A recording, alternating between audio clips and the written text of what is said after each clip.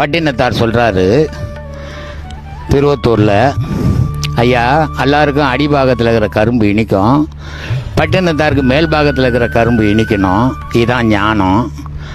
அதனால் கடவுள் சொல்கிறாரு, திருவிடை மருதூரில் சொல்கிறாரு, பத்ரகிரி அவருடைய சீடர் மோட்சம் அடைஞ்சிட்டார்.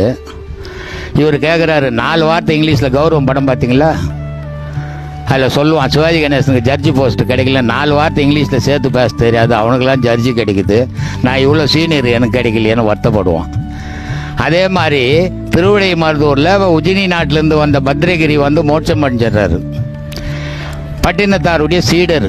அப்போ குருவுக்கு வருத்தம், சீடனே மோட்சம் அடைஞ்சிட்டான், நான் மோட்சம் அடையல, நான் என்னையா தவறு செய்தேன், எனக்கு என்னையா இந்த மாதிரி தண்டனை அப்படின்னும் போது அப்போ சொல்கிறாரு, கருமனுடைய முனை உனக்கு எங்கே தித்திக்குதோ அங்கே மோட்சம். கடவுள் பாரு எவ்வளோ பெரிய அறிவாளி பாரு. அவன் இந்த ஊருக்கு போட உனக்கு கரும்பு தித்திக்கும் அங்கே மோட்சம்டான்னு சொல்லியிருந்தா நேராக அவர் அங்கே போயிட்டு